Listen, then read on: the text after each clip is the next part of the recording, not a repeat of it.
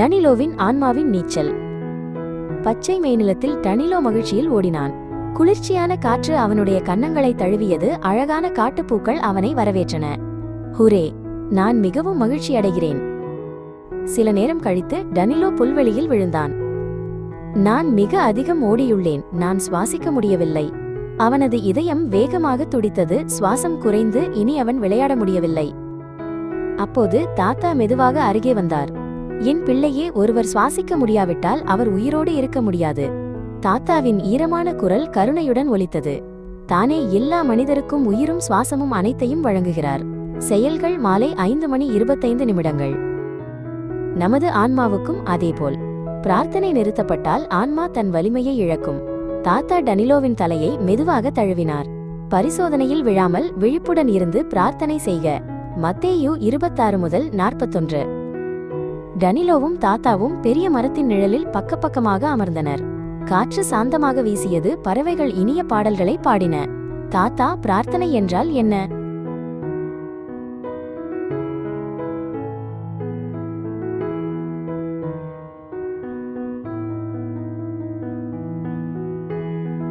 வாக்கியம் வேர்ட் என்பது கடவுள் நமக்கு கொடுத்த பரிசு. தாத்தா பைபிளை திறந்து கூறினார். அந்த வாக்கியம் எங்கள் இதயங்களுக்கு உயிரை அளிக்கும், இருளில் வழியை காட்டும். நான் உங்களுக்கு சொன்ன வார்த்தைகள் ஆன்மாவும் உயிரும் ஆகும். யோவான் 6:63.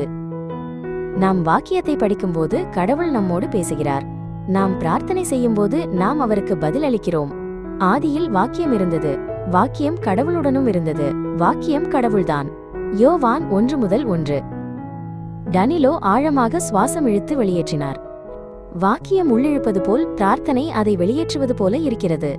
அப்படித்தான் என் பிள்ளையே, சுவாசிப்பது போல நீ அதை தொடர்ந்தே செய்ய வேண்டும். இடையராதே பிரார்த்தனை செய்க. 1 தெசலோனிக்கர் காலை 5:17. தாத்தா சிறிய தூபத்தை கொண்டு ஏற்றினார். மென்மையான புகை மேலே உயர்ந்தது. பிரார்த்தனை கடவுளுக்கே ஏறும் வாசனை மிக்க பலி.